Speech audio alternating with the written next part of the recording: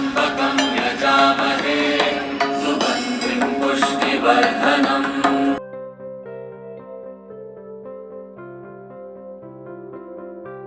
12 ज्योतिर्लिंगों में से एक पवित्र ज्योतिर्लिंग तथा उत्तराखंड के चारों धामों में से एक धाम, जहाँ पर भोलेनाथ मंदाकिनी नदी के तट पर और इन खूबसूरत हिमालय पर्वत में साक्षात निवास करते हैं, यही है केदारनाथ। हर हर महादेव। दोस्तों नमस्कारम, आप सभी का स्वागत है विश्व याजना ब्लॉग पे। आज हम अपनी इस वीडियो में बाबा केदारनाथ जी की दर्शन रिलेटेड सभी छोटी से बड़ी जानकारी इस वीडियो में देंगे, जैसे कि केदारनाथ कैसे जाए, केदारनाथ में कहाँ रुके, केदारनाथ जाने के लिए रजिस्ट्रेशन कैसे करें, केदारनाथ में दर्शन की टाइमिंग, केदारनाथ में हमें किन किन बातों की ध्यान रखनी पड़ेगी, खाने पीने की सुविधा वहाँ पर क्या है, और साथ ही में घोड़ा, पिट्ठू, पालकी की सभी रेट्स क्या होंगे और ये यात्रा करने में आपको कितना बजट आ सकता है, सभी जानकारी देने की मैं कोशिश करूँगी। अगर आप केदारनाथ जाने की प्लान कर रहे हैं 2025 में, तो ये वीडियो आपके लिए काफ़ी यूज़फुल होने वाली है। तो वीडियो को बिना स्किप हुए पूरा ज़रूर देखिए और सब्सक्राइब ज़रूर कर दीजिए। अभी हम बात करते हैं केदारनाथ कैसे जाएं। तो दोस्तों, केदारनाथ यात्रा हम दिल्ली से करने वाले हैं। अगर आप किसी भी स्टेट में रहते हो तो दिल्ली से आपको इजीली कनेक्टिविटी मिल जाएगी। तो दोस्तों, केदारनाथ का जो यात्रा है हम दिल्ली से स्टार्ट किए थे। दिल्ली से हम जाएंगे हरिद्वार। हरिद्वार में सुबह सुबह गंगा आरती देखने के बाद हम जाएंगे ऋषिकेश। ऋषिकेश में हमें रजिस्ट्रेशन करना है 4 धाम के लिए। फिर गाड़ी का परमिट कंप्लीट करने के बाद हम चलेंगे सोनप्रयाग। स्टे सोनप्रयाग में ही कीजिए, क्योंकि गौरीकुंड और सोनप्रयाग का जो डिस्टेंस है वो बहुत कम है। सोनप्रयाग से बहुत सारी जीप मिलती है गौरीकुंड तक, 50 रुपीज़ पर पर्सन लेते हैं। वो आपको लेके जाएगी गौरीकुंड तक। देन गौरीकुंड से आपकी ट्रैकिंग स्टार्ट होती है केदारनाथ जी के लिए। डिस्टेंस लगभग 22 किलोमीटर से गौरीकुंड से केदारनाथ। आपको यात्रा अर्ली मॉर्निंग स्टार्ट करनी होती है केदारनाथ जी के लिए। अब बात करते हैं केदारनाथ जी यात्रा के लिए रजिस्ट्रेशन कैसे करें। हरिद्वार और ऋषिकेश में आपको 4 धाम यात्रा के लिए रजिस्ट्रेशन करनी होगी। आधार कार्ड लगती है इसमें, तो आप आधार कार्ड जरूर लेना अपने साथ। इस टाइप का आपको रजिस्ट्रेशन कार्ड मिलेगी। आप ऑनलाइन वेबसाइट से भी रजिस्ट्रेशन कर सकते हो, मैं डिस्क्रिप्शन बॉक्स में लिंक दे दूँगी।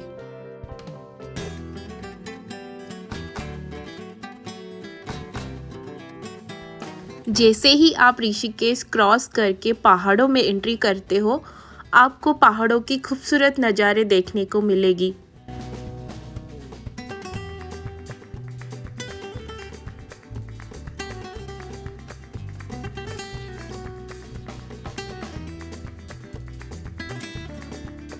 ऋषिकेश से करीब 4 घंटा चलने के बाद हम रुके थे देवप्रयाग में भागीरथी और अलकनंदा नदी के संगम देखने के लिए।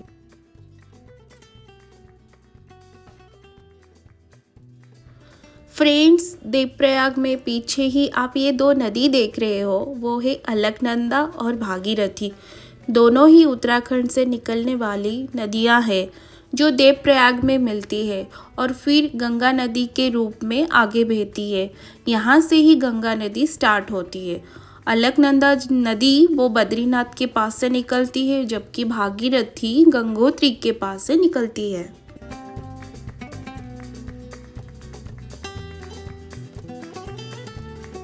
देवप्रयाग क्रॉस हुआ था कि नेचर्स की ऐसे व्यू देखने को मिली थी, जैसे लगा कि हम नेचर्स की गोद में आ गए हैं।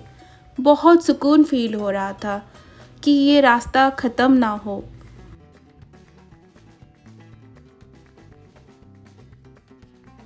अगर आप भी कुछ माउंटेन लवर्स हैं, नेचर्स के क्लोज आना चाहते हैं, थोड़ा शांति चाहते हैं, तो आइए उत्तराखंड। आपको यहाँ वो शांति फील होगा, वो कहीं और फील नहीं होगा।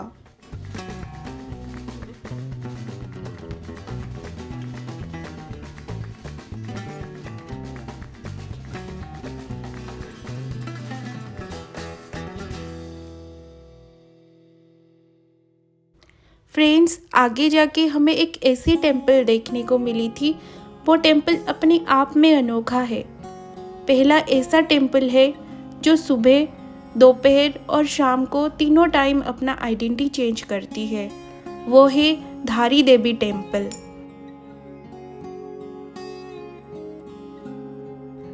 धारी देवी मंदिर उत्तराखंड में अलकनंदा नदी के किनारे स्थित एक फेमस टेम्पल है। ये मंदिर देवी धारी माता को समर्पित है, जिन्हें 4 धामों का रक्षक माना जाता है। मंदिर का इतिहास पौराणिक कथाओं से जुड़ा है, जिसमें कहा गया है कि एक बार भीषण बाढ़ में मंदिर बह गया था और देवी की मूर्ति भी बह गई थी। मूर्ति धारो गांव के पास एक चट्टान से टकराकर रुक गई थी। वहां का लोगों का मानना है कि मूर्ति से कुछ आवाज भी आई थी, जिसमें उसे धारो गांव के पास स्थापित करने का निर्देश दिया गया था। फिर उसके बाद धारो गांव के लोगों ने देवी की मूर्ति के उस स्थान पर ही स्थापित किया था और मंदिर का निर्माण किया। यहाँ पर देवी माता धारी की मूर्ति दिन में 3 बार अपना रूप बदलती है। ये एक रहस्य और चमत्कार माना जाता है।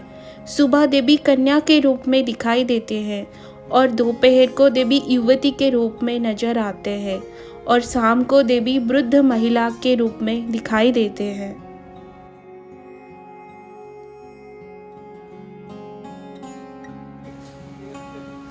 अभी हम बात करते हैं केदारनाथ में कहाँ रुके। केदारनाथ जाते समय कहाँ स्टे करें। अगर आप मई और जून पे यात्रा कर रहे हैं तो आपको मेरी सजेशन रहेगी, स्टे के लिए आप प्री बुकिंग करके जाइए। अगर आप वहाँ पहुँच के होटल बुक करना चाहते हैं तो आप सोनप्रयाग या फिर गौरीकुंड में अपनी अकॉर्डिंग रूम बुक कर सकते हैं। सोनप्रयाग में और गौरीकुंड में मई और जून के टाइम में होटल रूम्स की चार्जेस 1000 से लेके 4000 तक रूम मिल जाएगी। सितंबर अक्टूबर में रेट थोड़ा कम हो जाता है। केदारनाथ मंदिर के पास आपको स्टे करने के लिए टेंट और डॉर्मेट्री मिल जाएगी। टेंट की रेट आपको मई और जून में 800 तक मिल जाते हैं एंड डॉर्मेट्री की रेट आपको 600 से लेके 2000 तक मिल जाते हैं। चौथा इम्पोर्टेंट पॉइंट फॉर केदारनाथ में हमें किन किन बातों की ध्यान रखनी पड़ेगी। फर्स्ट है बैग पैकिंग कैसी होनी चाहिए। केदारनाथ एक ऐसा पवित्र स्थान है, वहाँ के मौसम के बारे में कुछ भी नहीं कहा जा सकता, क्योंकि वहाँ कभी भी धूप, बारिश या ठंड पड़ सकती है। इसीलिए बैग में woollen clothes, raincoat, waterproof trekking shoes, umbrella, medicine cold के लिए और painkiller, gas tablet and कर्पूर ऑक्सीजन प्रॉब्लम के लिए, कुछ चॉकलेट, कुछ ड्राई फ्रूट्स एंड वाटर बोतल होनी चाहिए। और बैग में जितना कम सामान हो उतना लेके जाइए, ज़्यादा भारी बैग मत लीजिएगा, ट्रैकिंग में प्रॉब्लम हो सकती है। पानी की बोतल नीचे से ही लेके जाइएगा, क्योंकि ऊपर आप जितनी जाओगे बोतल की रेट भी बढ़ती जाएगी। ये सब चीज़ों का ध्यान रखनी होगी। अब बात करते हैं केदारनाथ बाबा की मंदिर तक कैसे पहुँचे एंड दर्शन की टाइमिंग क्या है एंड दर्शन कैसे करें। सुबह जितनी जल्दी हो सोनप्रयाग में यहाँ पर यात्रा के रजिस्ट्रेशन चेक करनी होती है।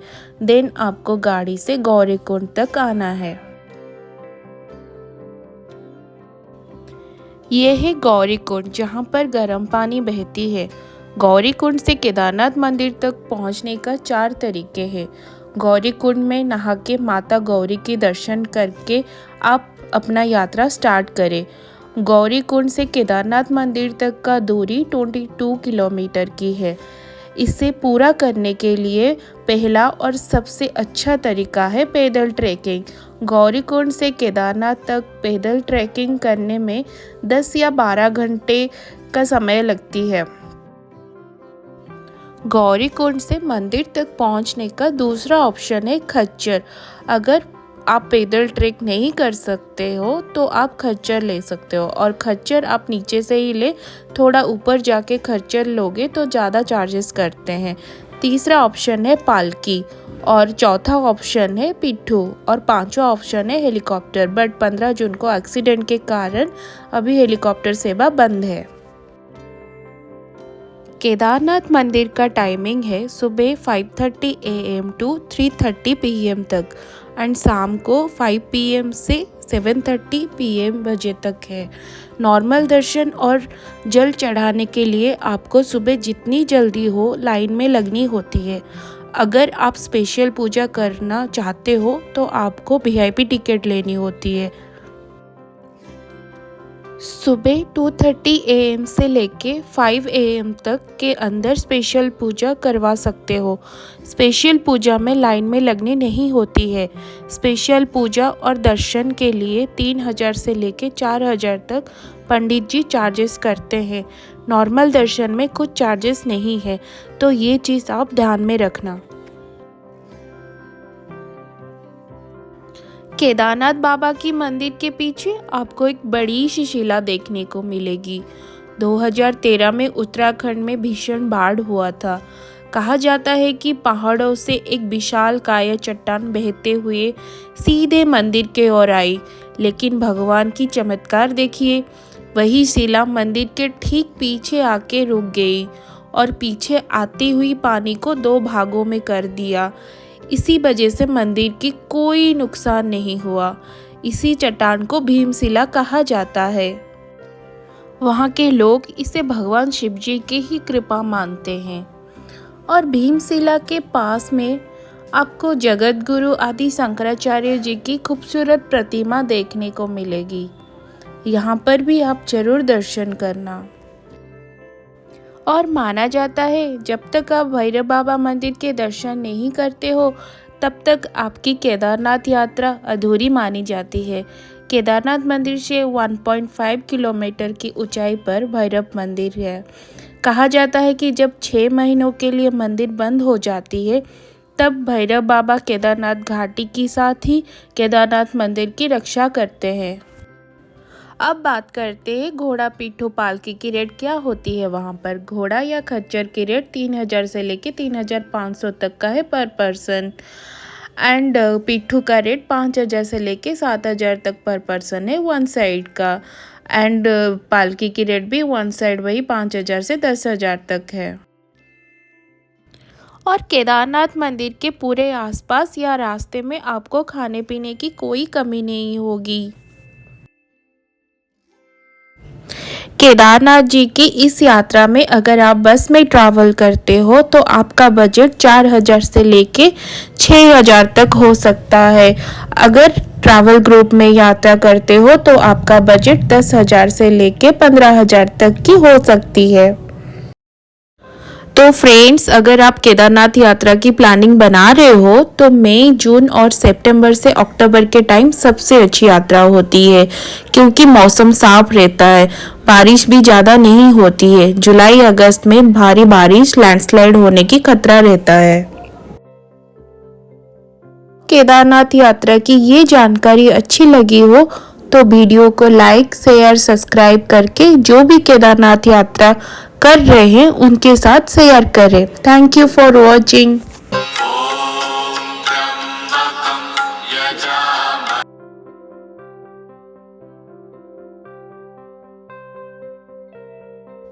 ॐ